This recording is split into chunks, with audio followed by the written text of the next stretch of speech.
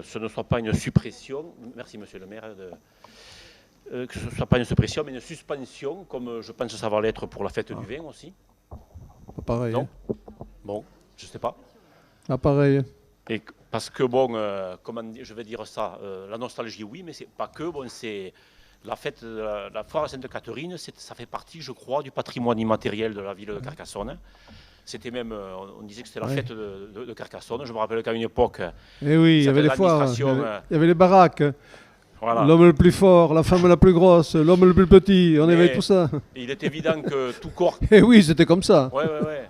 Et alors, il faut savoir que les Catherinettes portaient le chapeau ce jour-là, etc. Enfin, pour les plus anciennes, donc voilà. Derrière, il y a toute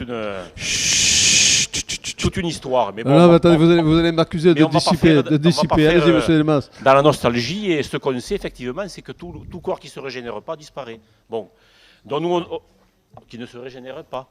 Puisque là, le constat qui est fait, bon, on peut le partager, quoi, évidemment. Hein. Ça, c'est une réalité.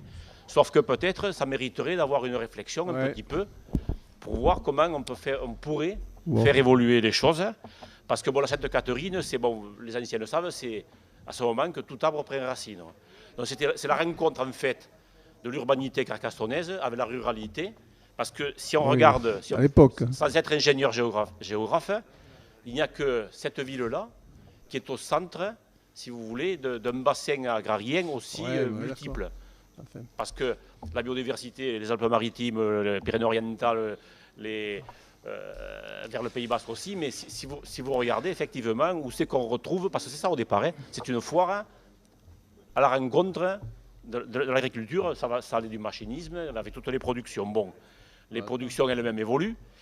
Pourquoi effectivement? Alors effectivement, ce qu'il faudrait faire, c'est qu'on ait mettre en tas, par exemple, les chambres d'agriculture, toutes les autres chambres, primaires, secondaires et tertiaires, pourquoi pas, et aller vers un forum, foirail, voire forum, hein, parce qu'il y avait le tour des boulevards, on a des espaces sous les halles, sur la place au pilori, bon, maintenant, Genfelden, on va dire, et tout qui permettrait peut-être de faire en sorte que cette foire-là innerve le centre, mais pour ça, il faut s'adosser notamment à tout le potentiel agrarien qu'il y a dans le département, puisque nous, on a à la fois la vigne, maintenant l'olivier qui arrive.